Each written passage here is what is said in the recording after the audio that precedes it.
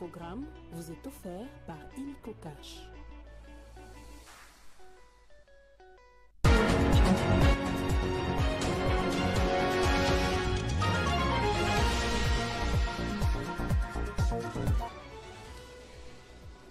À la une de cette édition du journal, les états généraux de la justice se poursuivent au centre financier de Kinshasa. C'est déjà la 4e journée, marquée également par les interventions des professeurs et des autres personnalités qui réfléchissent sur comment guérir le secteur de sa maladie, qu'est notamment la corruption, l'iniquité et le népotisme. À la une aussi, l'opposition qualifie de folie le projet de la révision ou du changement constitutionnel initié par le pouvoir en place. Plusieurs composantes ont signé un communiqué où elles appellent à l'éveil national et annoncent des manifestations dont la première est prévue pour ce 16 décembre pour s'opposer justement à l'initiative. Et puis on va parler de ce rapport du CREFDEL qui est revenu sur la gestion des projets d'infrastructures routières initiés entre 2021 et 2023 à Kinshasa. Des millions de dollars ont été décaissés notamment dans le projet Zéro Trou et le Tilé-Gelou, des projets hors cadre budgétaire et gérés de manière opaque. Le résumé du rapport à suivre dans ce journal. Bonsoir à tous et bienvenue dans ce journal. On l'ouvre à la primature. La première ministre Judith Souminois a réuni ce samedi au chapiteau du Pullman de la capitale près de 500 femmes de divers secteurs de la vie nationale. Cette rencontre s'inscrit dans le cadre de la première édition de l'Agora de la femme congolaise tenue en marge du lancement des 16 jours d'activisme contre la violence basée sur le genre sous le thème « Réflexion stratégique sur la bonne gouvernance et l'émergence socio-économique du pays ». Commentaire de Crispin Chibinkoufoua. Ces femmes proviennent des différentes couches sociales de la République démocratique du Congo. Autour de la première ministre, c'est samedi 9 novembre 2024, au chapiteau de Pullman Hotel à Kinshasa, à l'occasion de cette première édition d'Agora, il était question de réfléchir de manière stratégique sur la bonne gouvernance et l'émergence socio-économique du pays de Lumumba. Avant d'accorder la parole à ses invités, selon leurs différentes catégories, Judith Souminois Tuluka a témoigné tout son sentiment de gratitude envers le chef de l'État, Félix-Antoine Tshisekedi Tshilombo, champion de la masculinité positive, et à toutes les femmes qui ont soutenu celle qui est devenue aujourd'hui la première femme, première ministre de la République démocratique du Congo. Et donc merci à toutes celles qui m'ont soutenu, mais en fait elles ne m'ont pas soutenu moi, mais qui ont soutenu la femme, parce que c'est de ça qu'il s'agit aujourd'hui. Il faut qu'on sorte de tous ces stéréotypes en pensant que la femme ne peut être réduite qu'à un tout petit rôle alors qu'elle a sa place autant que les hommes. Tour à tour, ces femmes ont proposé plusieurs pistes afin de mettre fin aux différents maux qui freinent l'émergence de la femme et sa participation à celle du pays. C'est entre autres le manque de financement à la recherche scientifique pour les femmes professeurs, pas de soins de santé appropriés, pas de mécanismes de justice transitionnelle pour lutter contre les violences sexuelles et celles basées sur le genre, ni une prise en charge holistique des survivantes de ces violences, ou encore une loi électorale qui ne favorise pas la participation massive des femmes aux élections. Province, être dans cette grande assise et voir que toutes les sommités de femmes se sont réunies pour réfléchir de la situation des femmes, comment elle peut sortir de sa place ordinaire et être utile dans la société. Et la fois prochaine, la demande est que les femmes aussi de la province puissent venir pour qu'on puisse réfléchir globalement. C'est important qu'on puisse réfléchir à fond sur les conditions de travail de cette femme. Ça, c'est vraiment notre souci. Et c'est de voir aujourd'hui la question de l'exode rural des jeunes qui vide les milieux ruraux de la force motrice et qui fait que maintenant toute la charge de la production revient sur la femme. La première ministre s'est engagée à promouvoir un leadership participatif incluant les femmes. Elle a affirmé que son gouvernement prend en compte tous ces enjeux et mettra en place des solutions durables. Avant de quitter les chapiteaux, ces femmes ont remis des dons et présents à Judith Souminois Tuluka. Je l'avais dit dans le sommaire, les états généraux de la justice se poursuivent et ils sont à leur 4e journée ce samedi. Le vice-ministre de la Justice en charge de contentieux international, Samuel Mbemba, est revenu sur la plainte déposée par la RDC contre le Rwanda au niveau international. Samuel Mbemba a relevé également que le chef de l'État est impliqué activement afin que ce dossier aboutisse.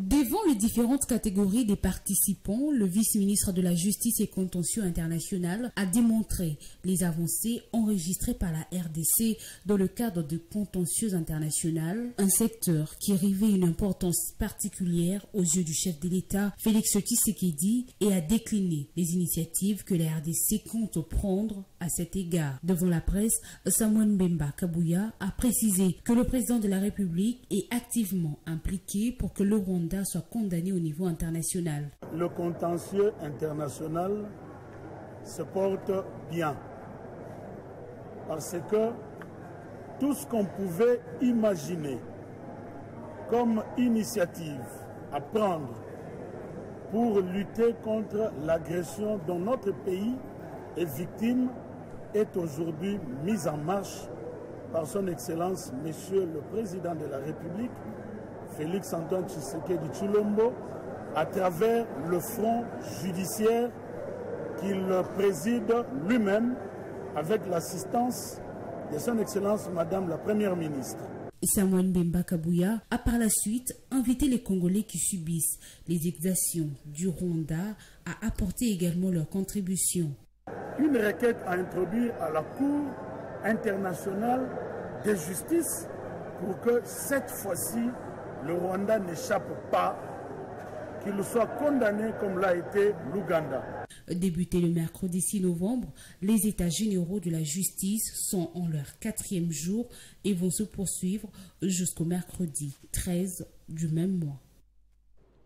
Et après le naufrage de Lukeni à Mai-Ndombe, la ministre des Affaires sociales, Nathalie Aziz Amounana, a envoyé une délégation dans la province pour assister les sinistrés. Toutes les familles victimes ont été sensibilisées puis ont reçu des dons en vivres et non-vivres et des enveloppes également. La délégation de la ministre Nathalie Aziz Amounana est retournée satisfaite du travail abattu. Jean-David Kilolo. Prise par d'autres catastrophes humanitaires et soucieuse de la province de Mai-Ndombe, la ministre des Affaires sociales, Action humanitaire et Solidarité nationale, Nathalie Aziz Amounana, a dépêché une forte délégation dans la province dans le but d'apporter une assistance humanitaire aux familles éprouvées et aux rescapés du naufrage survenu au large de la rivière Lukeni dans le village Mazoko, territoire des Koutou. La délégation composée de l'ambassadrice humanitaire Mami Munga Wanyasa, de Jacques Kouyangana, conseiller de la ministre des Affaires sociales en charge de la coopération et action humanitaire. On compte également dans ses rangs l'émissaire de l'ambassade des Émirats arabes unis à Kinshasa, Kisesa Amadi, partenaire du ministère. Aussitôt arrivé à Bokoro, la délégation va prendre la direction de la commune rurale de Tolo, où 154 rescapés, 36 décès confirmés et 47 disparus ont été sensibilisés. Les sinistrés de Tolo sont les premiers à bénéficier de l'assistance apportée par l'équipe déléguée par Nathalie Aziz Amounana. Le dynamisme et la vision de Nathalie Aziz Amounana fait parler d'elle au village Likwangola, où certaines victimes étaient mobilisées. Chacune d'entre elles va recevoir son enveloppe avec l'assistance des autorités locales. Merci pour notre affaire sociale, merci à nous, ça c'est pour nous, parce que la télévision, merci. Et le représentant du gouverneur de Mai-Ndombe n'a pas manqué de rendre hommage. L'émissaire des Émirats arabes unis a remis des symboles aux autorités locales, notamment aux représentants de la ministre des Affaires sociales, Action humanitaire, Nathalie Aziz Amounana, signe d'amitié, de bonnes relations entre les deux pays. Une manière pour le ministère des Affaires sociales, Action humanitaire et Solidarité nationale de remercier l'émissaire des Émirats arabes unis pour la promptitude avec laquelle elle a répondu aux cris de détresse de la population de Mai-Ndombe. Ce geste s'inscrit dans la vision du gouvernement Judith Suminwa et sous l'impulsion du chef de l'État Félix-Antoine Tshisekedi Tshilombo. Et dans la province du Nord Kivu, un réseau de bandits armés, auteurs de plusieurs cas d'insécurité dans des camps de déplacés de guerre, est déjà démantelé par les services de sécurité. Ils sont accusés de meurtre, vol et viol, des opérations qu'ils mènent à partir de sites déplacés. Ils sont déjà maîtrisés grâce à la vigilance des services de renseignement après une fouille systématique dans ces camps. Ils ont été présentés ce week-end à Goma par la presse, par le commissariat provincial de la police au Nord Kivu avec leurs armes de guerre. Pacho Kavudama. Dans la traditionnelle présentation des présumés bandits arrêtés au courant de cette semaine, les services de sécurité se réjouissent d'avoir mis la main sur un criminel de long chemin accusé de plusieurs faits dans la ville de Goma et territoire de Nyiragongo. Selon le commissaire supérieur principal Kapend Kaman Faustin, nous avons donné 72 heures à nos services pour rechercher et récupérer ces messieurs, un bandit de grand chemin. D'ailleurs, la population, il y a, comment on appelle, Kiziba 2, au territoire de Nyiragongo, ils projetaient même, ils envisageaient faire des marches d'hostilité contre nos services. Et aujourd'hui, c'est une occasion de réitérer la confiance entre notre population et les services de l'État. De bandits, dont des faux Ouazalendo, auteurs de plusieurs forfaits dans la ville de Goma et ses environs, ont été aussi présentés. Selon les services de sécurité, ils se cachent dans des sites de déplacés à leur sale besogne. Les Ouazalendo, vous vous rappellerez une fois, j'avais demandé de faire le plaidoyer plutôt auprès des instances supérieures pour qu'on mène les opérations de bouclage dans les sites de déplacés de guerre. Tous ces présumés bandits ont été mis à la disposition de la justice et les biens volés restitués entre les mains de leurs propriétaires par l'autorité urbaine. L'actualité, c'est aussi ça. L'opposition congolaise, la société civile ainsi que des mouvements citoyens ont décidé de faire front commun autour d'une plateforme dénommée Sursaut National et dont la sortie officielle est intervenue ce samedi. C'est pour barrer la route à tout projet de révision ou de changement de la Constitution. Une occasion également d'annoncer la tenue d'un grand meeting le 16 décembre prochain en mémoire du référendum constitutionnel intervenu plusieurs années avant. Ce sont des visages bien connus de l'opposition congolaise et de la société civile, dont Ados Ndombasi de Alternative 2028, Delis Sanga du parti Envol, Alain Boulodjoa ou encore Jean-Claude Katende qui ont décidé de marcher ensemble pour stopper tout projet constitutionnel. Ils l'ont exprimé dans une déclaration. Congolaises, Congolais, la même patrie, la République démocratique du Congo, vous appelle au sursaut national contre la dictature de Félix Tshisekedi. En annonçant le 23 octobre 2024 depuis Kisangani sa volonté de changer la constitution, Félix Tshisekedi a manqué à son devoir et montré son mépris de l'intérêt général dans la conduite des affaires de l'État.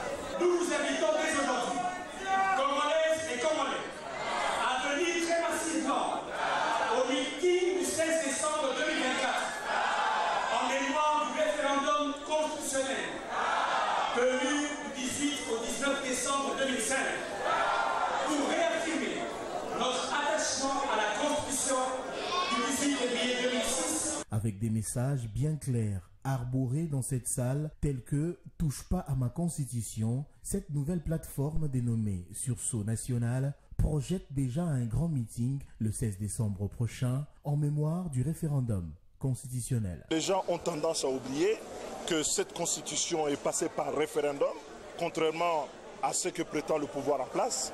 Le 18 et 19 prochain, ce sera l'anniversaire justement de ce référendum. Et donc, nous nous retrouvons un jour avant pour dire au peuple que cette constitution doit être protégée pour le bien de notre pays, pour sa stabilité et la cohésion nationale.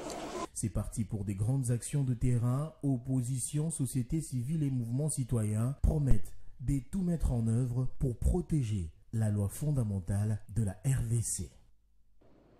Révision au changement de la Constitution, on en parle encore dans le milieu de la jeunesse congolaise. Hier vendredi, au Conseil national de la jeunesse, les leaders et encadreurs des jeunes se sont réunis dans l'objectif de réfléchir sur la nécessité ou non de pouvoir réviser cette Constitution. Détail dans ce commentaire. C'est une cinquantaine de structures de jeunes qui ont répondu à l'invitation lancée par l'espace interplateforme des jeunes et IPJ RDC qui veut non seulement que les jeunes s'invitent au débat sur la Constitution, mais surtout s'en approprient, car c'est une question qui de plus en plus intéresse l'opinion nationale. Nous sommes réunis en séjour ici au Conseil national de la jeunesse qui est pour nous notre maison afin de réfléchir sur cette question. Et au cours de cet échange a pu naître aujourd'hui une grande plateforme CRAC qui a pour mission de réfléchir autour des questions liées à la Constitution. Et nous avions prévu dans les jours à venir des consultations populaires en rapport de questions de la Constitution. Simplement pourquoi? Parce qu'on dit ce que vous faites pour nous, sans nous, c'est le faire contre nous. Donc la jeunesse congolaise doit s'intéresser, elle doit se prononcer.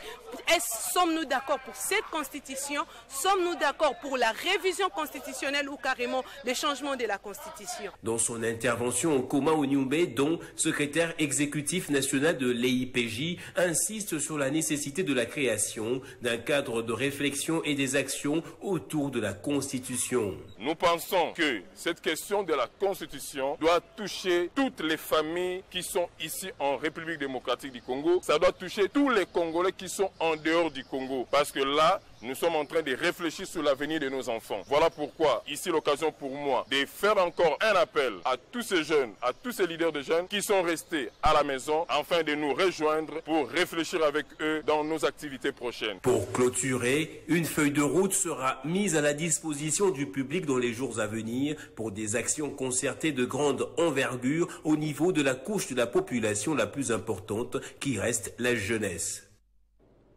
Et puis en réponse à l'appel de Kisangani, Fabien Mutombe, au cadre de l'UDPS et notable Katangais, annonce une pétition en vue de la révision constitutionnelle. L'opération de collecte de près de 100 000 signatures commence ce lundi. Il a dit au cours d'une conférence de presse tenue vendredi à Lubumbashi. Lors de cette conférence de presse tenue au siège de l'UDPS Fédération Lubumbashi 3, l'honorable Fabien Kankato, au cadre du parti et notable du Katanga, a réaffirmé son soutien indéfectible au projet de révision constitutionnelle porté par le chef de l'État, Félix Antoine Tshisekedi Tshilombo. Je suis pour le changement de la Constitution. Mais la Constitution, ce n'est pas une Bible. Ce n'est pas un Coran. Cette prise de position s'inscrit dans la continuité des alertes lancées, dit-il, du vivant de feu Etienne Tshisekedi Wamulumba, qui préconisait une adaptation de la Constitution aux réalités sociopolitiques du pays. Il nous a dit que si nous prenons le pouvoir, nous allons changer cette Constitution. Le leader historique de l'UDPS soulignait notamment la nécessité de revoir le nombre de provinces passées depuis de 11 à 26, de revoir le principe de l'exclusivité de la nationalité congolaise, de mettre sur pied un État fédéral et de réformer le régime des droits sur les sols et les sous-sols en s'inspirant notamment de la loi Bakajika. Qu'est-ce qu'on a mis à l'article 9? Que la RDC exerce une souveraineté permanente. En lieu et place de la loi Bakajika, ce sont des carrés miniers que vous voyez ici. C'est dans cet esprit que Fabien Mutombe a annoncé le lancement d'une pétition populaire à compter du lundi 11 novembre courant. Ce mode d'action prévu par la Constitution elle-même vise à recueillir plus de 100 000 signatures en faveur d'une révision de la loi fondamentale. L'UDPS entend ainsi mobiliser massivement les citoyens pour faire évoluer le cadre juridique du pays. Et puis prenons ce tête-à-tête à Hilton Hotel entre Fifi Masuka, les 26 députés et les 7 sénateurs de la plateforme politique qui porte son nom ce 9 novembre. La rencontre avait pour but justement de lever tout malentendu au sein de la famille politique afin de resserrer les rangs autour du président de la République, Félix Antoine Tshisekedi. C'est au salon Lualaba de Hilton Hotel de Kinshasa que les honorables députés et sénateurs de la plateforme politique Fifi Masuka Saini se sont donné rendez-vous autour de son autorité morale ce samedi 9 novembre 2024. Une rencontre qui intervient en vue de dissiper certains malentendus pour dire les linges sales et lave en famille, fait inhérent à toute société moderne. Comme sous un arbre à palabres, l'autorité morale a voulu écouter les doléances de tous ces 26 députés et 7 sénateurs. En bonne mère, elle leur a demandé de rejoindre la voie de l'unité, telle que le veut le président Félix Antoine Tshisekedi. Chaque fois quand l'autorité morale de la plateforme est à Kinshasa, elle a réuni les députés nationaux. Alors aujourd'hui, elle a encore fait la même chose. Et les sénateurs, on était ensemble, donc les députés nationaux et les sénateurs, nous étions réunis autour d'elle pour regarder notre passé, le présent et notre avenir ensemble. Donc il était très important d'écouter l'autorité morale, de recevoir les orientations d'elle et par sa sagesse, nous avons reçu beaucoup d'orientations par rapport à l'avenir de notre plateforme qui est unie, qui est soudée. Fifi Masuka Saini voudrait se rassurer que sa plateforme reste une et indivisible pour un appui efficace au président de la République. Nous disons merci à Dieu, merci au président de la République qui a placé aussi son regard dans ce regroupement, dans notre plateforme. Nous allons continuer à suivre ce qu'il nous donne comme instruction, à suivre sa vision. Rangé dans la vision de son autorité morale, des insignes de la plateforme Union Sacrée de la Nation ont été remis aux députés et sénateurs des regroupements AN, A24 et A25. Ce qui prouve la maturité politique de cette jeune plateforme conduite par la gendarme Fifi Masuka Saini, un modèle politique en République démocratique du Congo. Et dans une déclaration politique qui a fait le tour des réseaux sociaux durant toute la semaine, un groupe de personnes s'en est pris à la personne du premier vice-président de l'Assemblée nationale. La fédération de l'UDPS au Kasaï oriental a dit apporter son soutien indéfectible à Isaac Chilumbai. Écoutez la déclaration politique de la fédération de l'UDPS Kasaï oriental lue depuis le jeudi à Mbujimayi, propos recueillis par Emmanuel Kalongé. Selon la circulaire numéro 06 bar UDPS bar PP bar CG bar A4 bar 2022 du 17 septembre 2022 signé par Augustin Kabuye Chilumba, ancien secrétaire général, et la nomenclature du secrétaire national chef de département en charge de l'organisation et implantation du parti, les Kasaï oriental à cette fédération, dont deux pour la ville de Mbujimayi. Nier de l'existence de ces deux décisions, c'est manquer l'honnêteté politique et vouloir maintenir la population et la masse combattante en marge de l'actualité politique du parti. À cet effet, la fédération de Mbujimayi D remercie sincèrement et soutient le premier vice-président de l'Assemblée nationale et président ad intérim de la commission électorale permanente CEP, l'honorable Isaac Jean-Claude Chilumbai, pour avoir éclairé l'opinion nationale et locale sur l'état des lieux du parti en Mbujimayi, ainsi que des mutations intervenues au sein de la direction politique. Car, dit-on, les hommes passent et les institutions restent. Réitérons notre attachement indéfectible à son Excellence, Monsieur le Président de la République, chef de l'État et haute autorité de référence politique, pour avoir avalisé les changements au sein de la direction politique du parti. Le directeur provincial de l'assainissement et du cantonnage, Manuel Arsène Dandoula, poursuit son élan d'assainissement de la ville de Kolwezi. Ce week-end, il a parcouru la commune de Manika en vue de palper du doigt l'efficacité de ses travaux.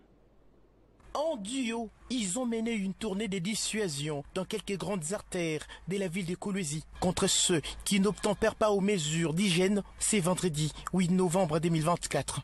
Les directeurs provinciaux de l'assainissement et du cantonnage Manuel Arsène Dandoula et les bourgmestres de la commune de Manika, Thierry Mujinga Sambumba, accompagnés des hommes en uniforme, ont d'abord parcouru la route nationale numéro 39 au niveau des Morses à l'entrée de la ville de Kolwezi.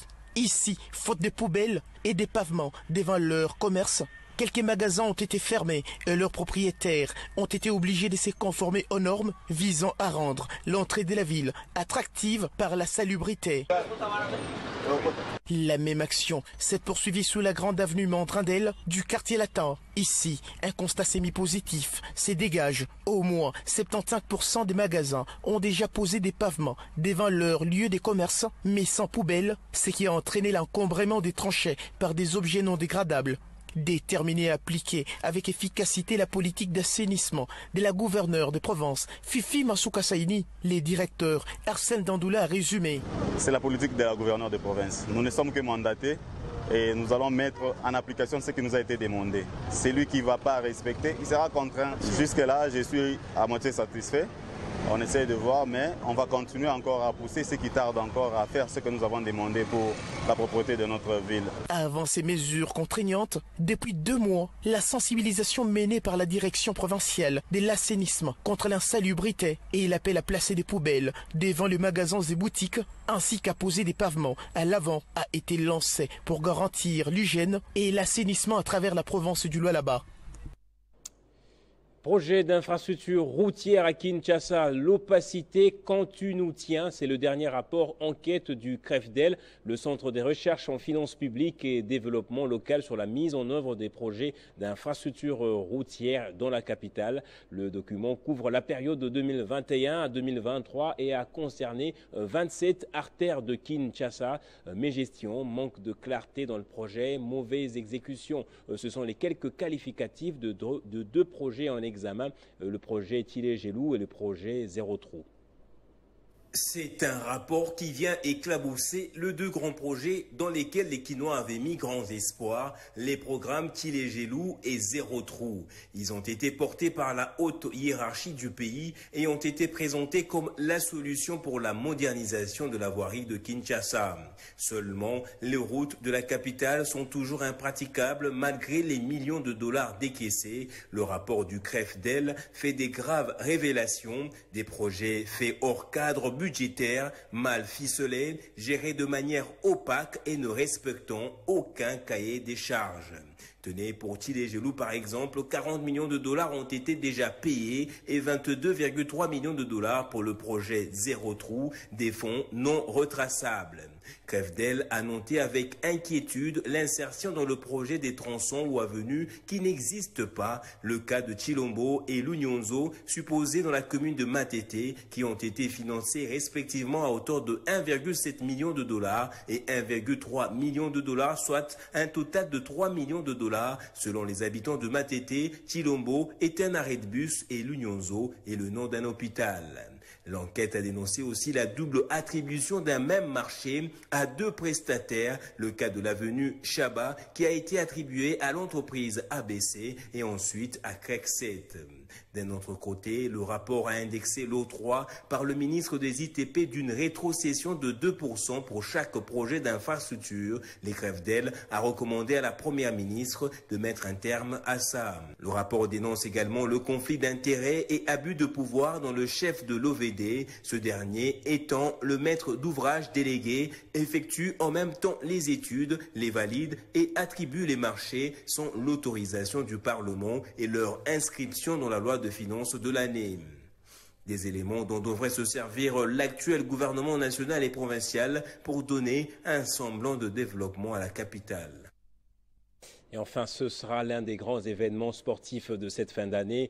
Kinshasa Solidaire 2024 se déroulera du 2 au 4 décembre 2024. C'est un projet dédié à la jeunesse et à la paix en RDC et sera marqué par la présence d'une centaine d'enfants déplacés de Goma qui participeront au temps fort. De personnalités importantes du monde sportif sont attendues, notamment, pour ne citer que ceux-ci, Samuel Eto'o, Ludovic Giuli, El Hadji Diouf. L'événement est organisé sous le haut patronage du chef de l'État.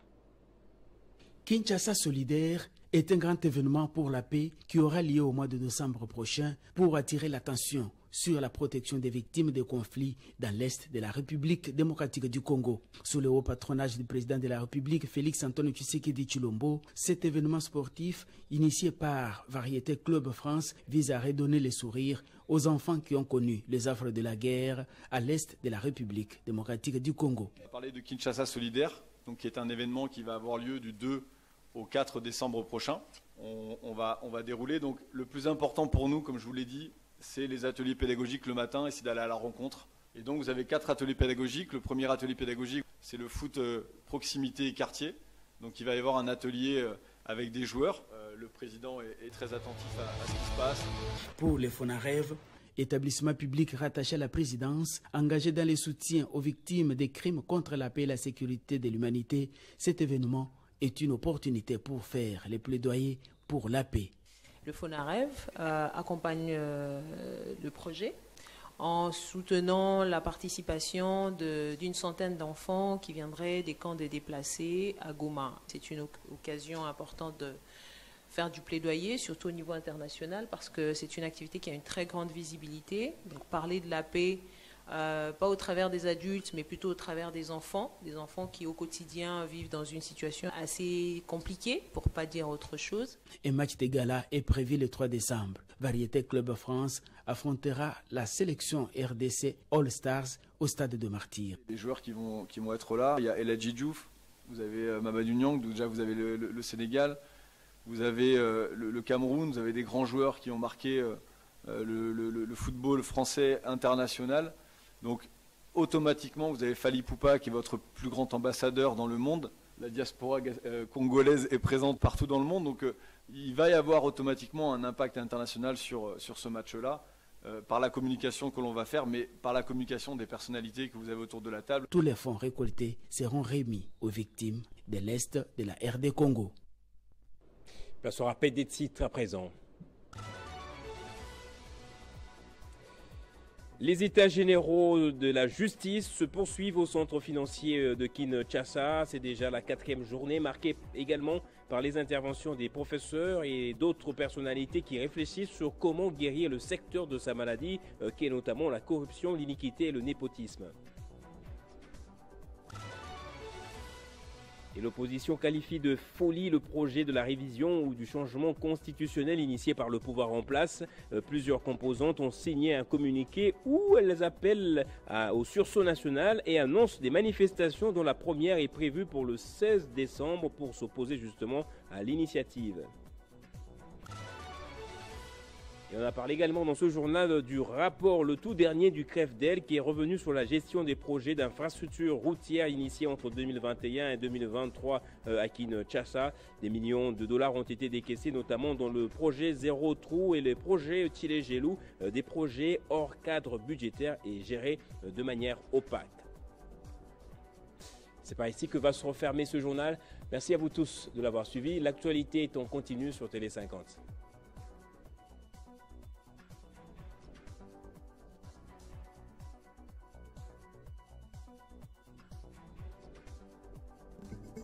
Retrouvez toute l'actualité en continu sur www.tele50.cd.